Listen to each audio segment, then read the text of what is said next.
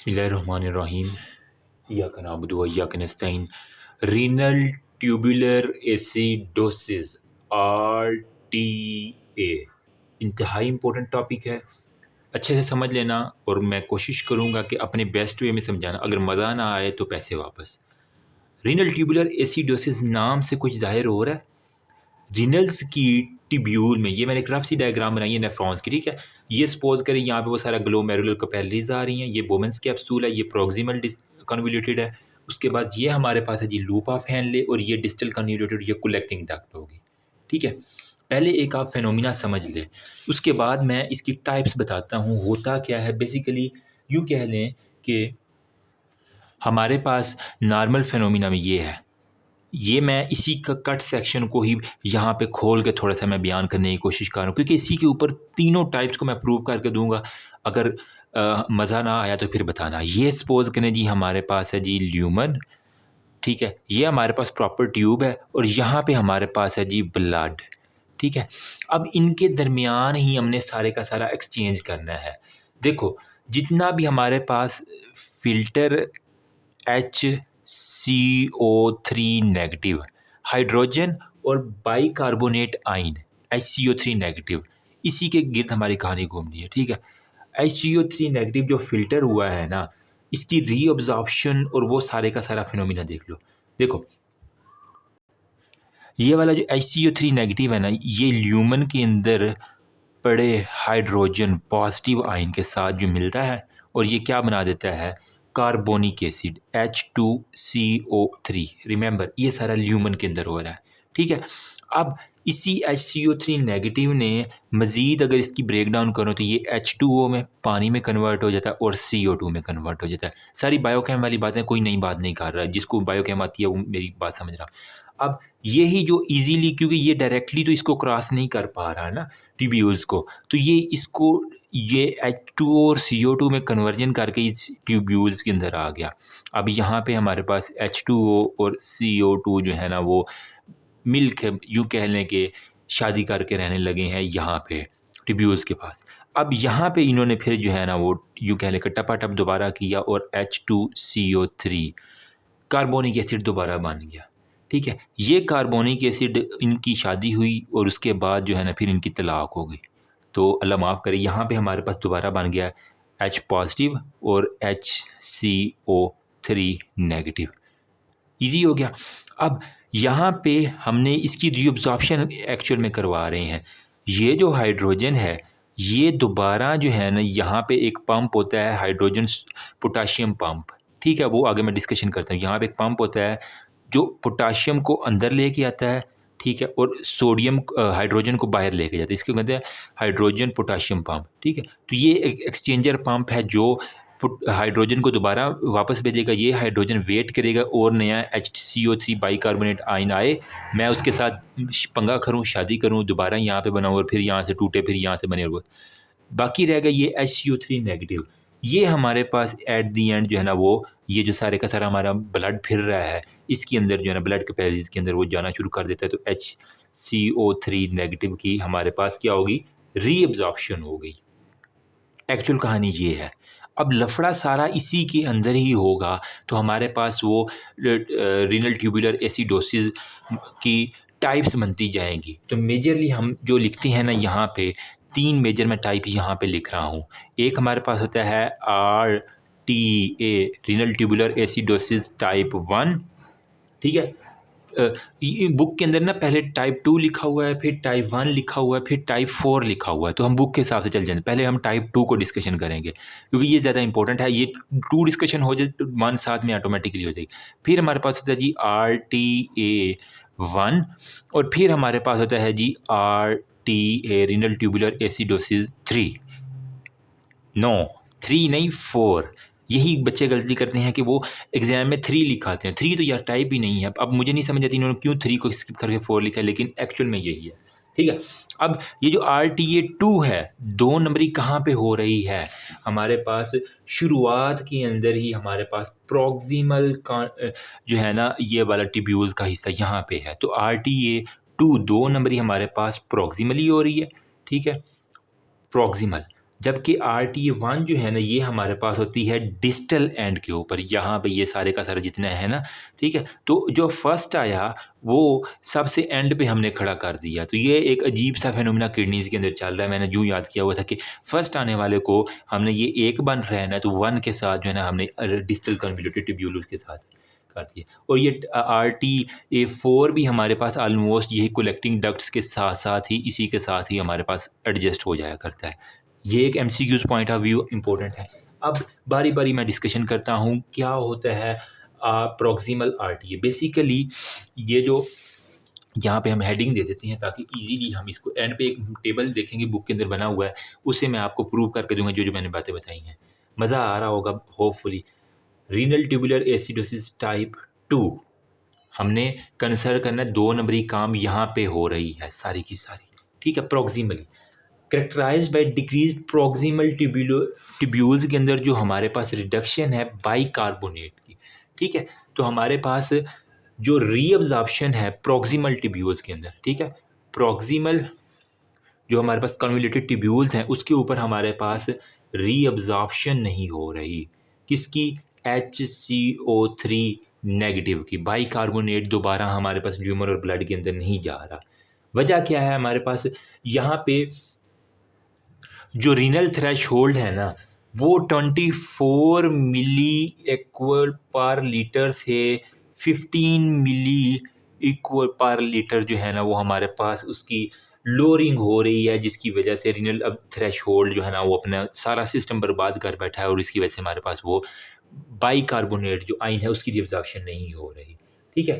Initially जो है ना ये वाला शुरुआत में हमारे पास ये अब्जॉर्ब हो रहा था, ठीक है। इनिशियली HCO3 लॉस्ट हो रहा है यूरिन के अंदर, ठीक है।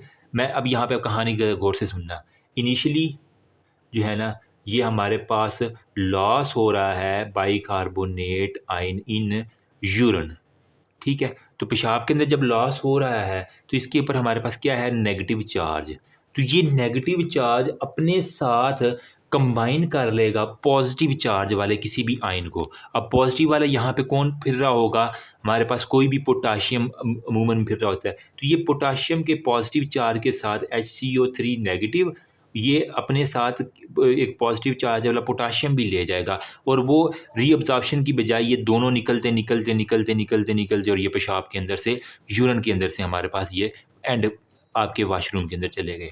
अब जब ये पोटाशियम भी साथ निकल गया तो पेशेंट किस तरह प्रेजेंट करेगा RTA टाइप 2 का? हाइपोकेलीमिया के साथ। कहानी समझ आई कि नहीं आई? ठीक है, ये USMLE के अंदर भी कॉन्सेप्ट आपको देखने को मिल जाएगा। हाइपोकलीमिया के साथ टाइप 2 वाला क्यों प्रेजेंट करता है ये मैंने कहानी बता दी। इनिशियली बाइकार्बोनेट आयन जो है वो बहुत ज़्यादा लॉस हो रहा है यूरिन में, ये अपने साथ पोटाशियम को कहता है यार मेरे साथ दोस्ती कर लो, अब मिल के जो है ना, जिस तरह अमूमन होते हैं ना मेडिकल कॉलेज में, 2 लोगों ने जाना है, एक ने जाना वॉशरूम तो दूसरे को साथ में ले जाता है। तो ये भी वही काम हो रहा है कि बाइकार्बोनेट जा रहा है, वो पोटाशियम कह रहा है यार तुम भी मेरे साथ आ जाओ, तो ये इसको साथ ले गया और वो गया। एट दी एंड बॉडी के अंदर पोटाशियम का लेवल कम हो गया, हाइपोकलीमिया हो गया। तो RTA2 में हमारे पास हाइपोकलीमिया की कंडीशन आ जाती है। काज क्या है? इडियोपैथिक है, फेनकोनी सिंड्रोम है, जिसके अंदर हमारे पास बाइकार्बोनेट आयन की हमारे पास सेक्रीशन जो है ना वो लॉस हो जाती है। तो यहाँ पे मैं इसके लिख देता हूँ काजेज़ में हमारे पास वो कह रहा है कि इडियोपैथिक भी है, एक हमारे पास फेनकोनी सिंड्रोम है, ठीक है, जिसके अंदर वही सारे के सारा इसको डिस्कशन करने की ज़रूरत नहीं है। इसके अंदर ग्लूकोज, अमाइनो एसिड, उसकी रीअब्जॉर्प्शन और बाइकार्बोनेट आयन की अब्जॉर्प्शन जो है ना वो सारी की सारी डिक्रीज़ हो जाती है। मल्टीपल अगर किसी को माइलोमा है, में लिख रहा हूँ, मल्टीपल माइलोमा हो, वो अमाइलाइडोसिस हो, किसी को अमाइलाइडोसिस हो, उसके अंदर हमारे पास अगर कोई ड्रग्स ले रहा है, हैवी मेटल्स ले रहा है, हकीम की दवाइयाँ खा रहा है, या फिर कोई भी रीनल उसने ट्रांसप्लांट करवाया तो उसके अंदर हमारे पास ये चांसेस देखे गए हैं RTA2 के, ठीक है। अब डायग्नोसिस कैसे करना है? आपने IV जो है ना सोडियम बाइकार्बोनेट लोड करना है। वहाँ पे हमारे पास fractional excretion of the bicarbonate अगर आ रही है, तो अगर वो हमारे पास 15% से ज़्यादा आ रही है, ठीक है, 15% से ज़्यादा हमारे पास बाइकार्बोनेट की एक्सक्रीशन आ रही है, तो इसका मतलब है कि वो बाइकार्बोनेट आयन की सिक्रीशन देता है, तो मतलब RTA2 है, क्योंकि इसके अंदर हमारे पास यही एक्सीटेड होता है। साथ में आप उसका देख लेंगे पोटाशियम लेवल हाइपोक्लीमिक स्टेट में होगा, ठीक है। और ट्रीटमेंट क्या करनी है, आपने जो चीज़ लॉस हो रही है वही दे दो। आप ट्रीटमेंट के अंदर हाई डोज बाइकार्बोनेट दे दोगे, ठीक है। हाई डोज ऑफ बाइकार्बोनेट जो है ना वो आप उसको लगाना शुरू कर देंगे। साथ में आप थायाजाइड डायूरेटिक्स जो है ना वो दे देंगे, जो कि हमारे पास रीनल थ्रेशोल्ड को बढ़ाता है, ताकि वो क्लेम करे कि हमारे पास यार बॉडी में HCO3 नेगेटिव की कमी हो रही है, तो वो रीअब्जॉर्प्शन को प्रमोट करे। तो थायराइड डायूरेटिक्स दे देंगे, जिससे वो एट द एंड जो है ना वो हमारे पास पॉजिटिव इफेक्ट दे देगा। ये था हमारे पास RTA renal tubular acidosis type 2, जो कि हमने प्रॉक्सिमल के अंदर देखा, और मैंने यहाँ पे सारा डिस्कशन कर दिया। अब हमारे पास है डिस्टल RTA, जो टाइप 1 है, डिस्टल वाला टाइप 1 है। इसके अंदर बेसिकली क्या है, एंड ऑफ द नेफ्रॉन के अंदर इनएबिलिटी टू एक्सक्रीट हाइड्रोजन, यहाँ पे बाइकार्बोनेट ज़्यादा निकल रहा है, रीअब्जॉर्ब नहीं हो रहा, ठीक है। इनएबिलिटी थी यहाँ पे, रीअब्जॉर्प्शन नहीं हो रही थी किसकी, HCO3 नेगेटिव बाइकार्बोनेट है। लेकिन जो डिस्टल वाला है यहाँ पे हमारे पास, यहाँ पे चलो मैं लिख देता हूँ क्या होगा, inability to excrete H positive. अगर हाइड्रोजन बहुत ज़्यादा आ गया है, वो एक्सक्रीट नहीं हम कर पा रहे ल्यूमन के अंदर, वजह क्या है, ये पोटाशियम हाइड्रोजन पंप इसके अंदर लफड़ा है। मैंने कहा ना हाइड्रोजन बाहर आना चाहिए, अगर ये बाहर नहीं आता तो यहीं से कभी ना कभी ब्लड के अंदर शुरू हो जाएगा, ल्यूमन के अंदर फिरता रहेगा। तो इनएबिलिटी है हमारे पास हाइड्रोजन आयन की एक्सक्रीशन की, ठीक है, वो एक्सक्रीट नहीं हो पा रहा, जिसकी वजह से ये सारे का सारा हमारे पास है डिस्टल ट्यूब्यूल आपने लाजमी लिखना है। और even in state of metabolic acidosis वो नहीं हो रहा, ये किन पेशेंट के अंदर ज़्यादा कॉमन है, वजह मैंने बता दी। एक्चुअल में क्या है, सोडियम पोटाशियम हाइड्रोजन पंप के अंदर कुछ ना कुछ खराबी थी, pump not working, in unable to reabsorb potassium, potassium वो रीअब्जॉर्ब नहीं कर पा रहा, जिसकी वजह से सोडियम हाइड्रोजन बाहर नहीं निकल पा रहा। तो पोटाशियम हाइड्रोजन पंप की खराबी की वजह से हमारे पास type 1 at the level of distal community tubules के ऊपर होगी। पेशेंट अमूमन जिनके अंदर हमारे पास जो यहाँ पे मैं लिख देता हूँ प्रेजेंट करते हैं, वो रिकेट्स के साथ ओस्टियोमलेशिया, जिसको नेफ्रोकैल्केनियोसिस, जिनके अंदर स्टोन बहुत ज़्यादा होते हैं। अब जब यहाँ पे हाइड्रोजन एक्सक्रीट नहीं होगा तो वो ज़्यादा बढ़ता जाएगा, तो हमारे पास एट दी एंड यूरिन के अंदर तो कोई सोडियम नहीं ना आ रहा, क्योंकि वो तो सारा ब्लड और इधर फिरता रहा है। तो पेशाब हमारे पास एसिडिक होगा या बेसिक होगा, अल्कलाइन पेशाब होगा, जिसके अंदर हाइड्रोजन कम है, क्योंकि ये तो एक्सक्रीट नहीं हो पा रहा। हाइड्रोजन आयन कहते हैं मैं तो नहीं जाना पेशाब के अंदर, ये नहीं जा रहा, जिसकी वजह से हमारे पास यूरिन जो है ना वो हमारे पास कौन सा होगा, अल्कलाइन यूरिन होगा। ये भी आपका MCQ आता है, FCPS का MCQ है, अल्कलाइन यूरिन RTA1 के अंदर आता है। वजह मैंने बता दी, ठीक है। वजह क्या है, एक्सक्रीट नहीं हो रहा। मैं बार बार ज़्यादा एम्फेसाइज कर रहा हूँ ताकि अंदर तक दिमाग के बैठ जाए बात, ठीक है। अब इसकी काजेज़ क्या है, वही हम पहली काज इडियोपैथिक लिख सकते हैं, सेकंड काज में जेनेटिक काज, जिनके अंदर मार्फन सिंड्रोम्स होती हैं, ये बुक के अंदर आप खुद भी पढ़ सकते हैं, कोई इतना नहीं है। एलर्स-डैनियल्स सिंड्रोम हो गया, ऑटोइम्यून, अगर किसी को SLE, सिस्टेमिक लूपस एरिथ्रोमाटोसिस, जितनी भी आपको आती है वो लिख देना। नेफ्रोकैल्केनियोसिस है, क्योंकि जहाँ पे अल्कलाइन यूरिन होता है वहाँ पे स्टोन बनने के चांसेस बहुत ही बढ़ जाते हैं। तो ऐसे RTA1 के अंदर सबसे ज़्यादा चांस होता है कि वहाँ पे स्टोन बन जाए। जहाँ पे यूरिन अल्कलाइन होगा तो वो स्टोन कहते हैं वाह ये तो हमारे लिए फेवरेबल है, यहाँ पे कोई एसिड ही नहीं आ रहा, तो वो जल्दी से बनाना शुरू कर देते हैं। तो ये हमारे पास सारी की सारी हैं।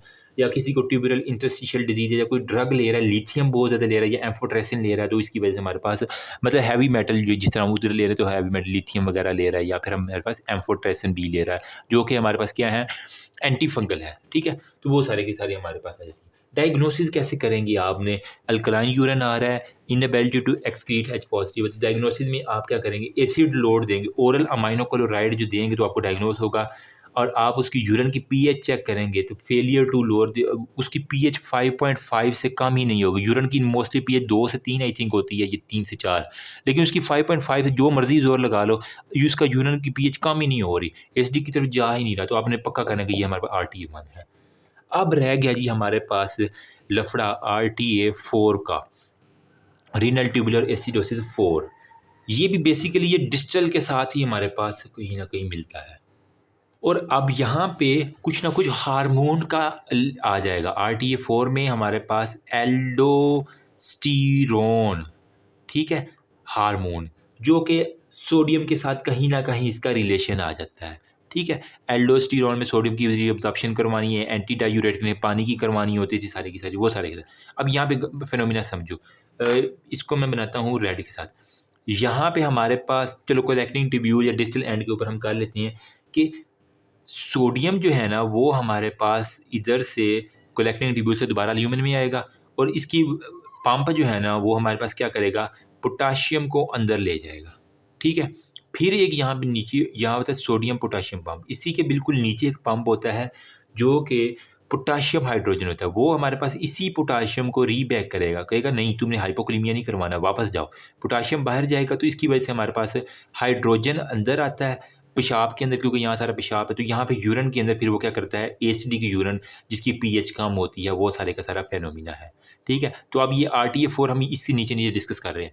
तो एल्डोस्टीरोन का काम यही है कि ये जो एक पंप है सोडियम पोटाशियम पंप और पोटाशियम हाइड्रोजन पंप, इसको जो है ना वो रेगुलेट करना है। जब इसके अंदर कोई ना कोई मसला होगा, हाइपोरेनिमिक हाइपो एल्डोस्टीरोनिज्म, एल्डोस्टीरोन अगर कम है नॉर्मल लेवल से, वो इसको रेगुलेट नहीं कर पाएगा, हाइड्रोजन हमारा एक्सक्रीट नहीं हो रहा, एसिडिक यूरिन नहीं बनेगा। वजह क्या है, ना सोडियम रीअब्जॉर्ब हो रहा है, ना पोटाशियम यहाँ से अपना ये साइकिल कर रहा है, और यहाँ पे वो सारे का सारा पंप वैसा पड़ा है। तो हाइड्रोजन भी यहाँ पे रह गया, सोडियम यहाँ पेशाब में रह जाएगा, पोटाशियम यहीं पे घूमता घूमता रहेगा आगे पीछे ही, ठीक है। तो जब पोटाशियम ही नहीं निकल रहा, यहाँ पे है ये साइकिल नहीं चल रहा, तो पोटाशियम क्या है, ब्लड के अंदर रह गया, ह्यूमन के अंदर रहेगी, ठीक, ब्लड के अंदर, ठीक है। तो इसकी वजह से हमारे पेशेंट को क्या होगा, हाइपरकैलीमिया हो जाएगा।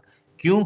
क्योंकि हमारे पास पोटाशियम हाथ से ज़्यादा, यहाँ से जब वो सर्कुलेट करता है तो यहाँ से कुछ ना कुछ पोटाशियम चलो निकल जाए, लेकिन जब यहाँ से ही ये पंप नहीं चल रहा तो पोटाशियम भी कभी भी ल्यूमेन के अंदर, ये कलेक्टिंग ट्यूब्यूल्स के अंदर नहीं आया, तो इस वजह से हमारा सारा का सारा काम ख़राब है। तो हमारे पास वो यहाँ पे पड़ा एंजॉय कर रहा है, सोडियम यहाँ पे पड़ा रह गया, यहाँ पे हमारे पास है।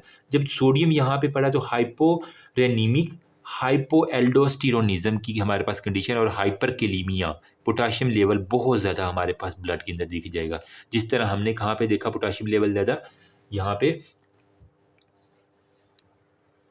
फर्स्ट वाले पे हाइपो था, यहाँ पे हाइपर है। अब ये याद कर लिया, यहाँ पे हमारे पास था प्रोक्सिमल के ऊपर हाइपोकैलीमिया था, मैंने बता दिया। 4 वाले के ऊपर हमारे पास क्या है, हाइपरकैलीमिया। ये दूसरा आपका FCPS USMLE का MCQs आपका क्लियर हो गया, ठीक है।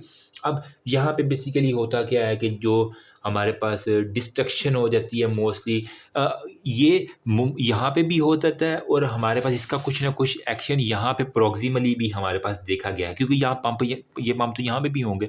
तो हमारे पास यूँ कह लेंगे जक्स्टाग्लोमेरुलर अपरेटस के ऊपर JG, ठीक है, यहाँ पे भी हमारे पास होगा, इसकी डिस्ट्रक्शन की वजह से हाइपरकैलीमिया, और पेशेंट जो है ना वो हमारे पास एसिडोसिस के साथ प्रेजेंट कर देगा, क्योंकि उसकी यूरिन के अंदर एसिड नहीं निकल रहा, तो वो सारा ब्लड के अंदर रहेगा, तो वो मेटाबॉलिक एसिडोसिस के साथ वो प्रेजेंट कर देगा। वजह क्या, यहाँ पे अब हाइपरकैलीमिया और एसिडोसिस, ये 2 कंडीशन हमारे पास पहुँच गई हैं, ठीक है। तो यहाँ पे इसके साथ जो काजेज़ देख लें, अगर वो पेशेंट जिनको डायबिटिक नेफ्रोपैथी होती है, उनके अंदर टाइप 4 होता है, तो हमारे पास डायबिटिक नेफ्रोपैथी के अंदर हमारे पास बेसिकली देखो, रिमेंबर यहाँ से नीचे जितना भी मैंने बताया है, ये हमारे पास टाइप 4 है, ठीक है।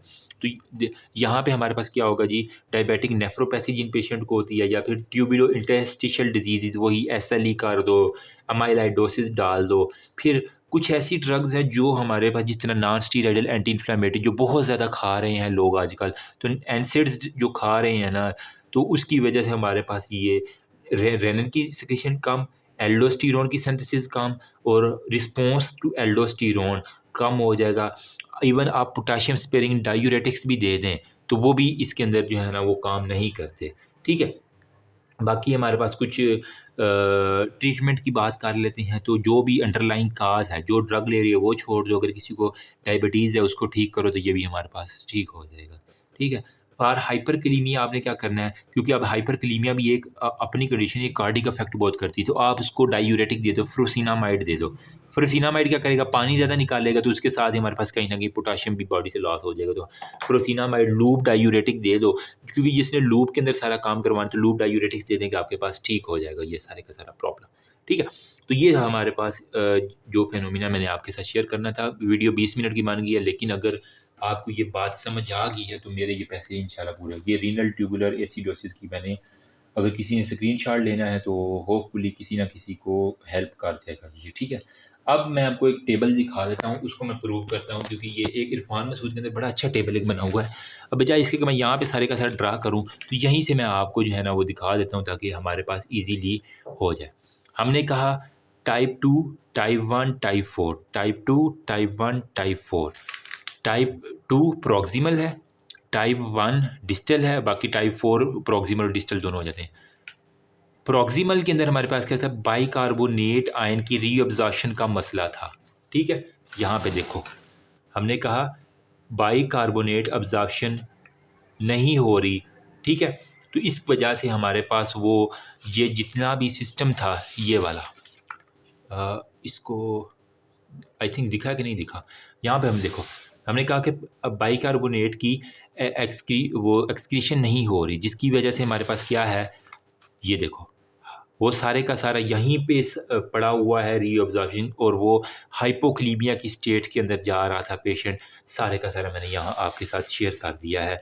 इनिशियली हद से ज़्यादा जो है ना वो बाइकार्बोनेट जाएगा, ये अपने साथ कहेगा पोटाशियम को हाथ मिला लो मेरे साथ, और ये पोटाशियम को भी साथ ले जाएगा, हाइपोक्लीमिया की स्टेट हो जाएगी। तो इसने यहाँ पे वो सारे का सारा रीअब्जॉर्प्शन के अंदर वो बता दिया।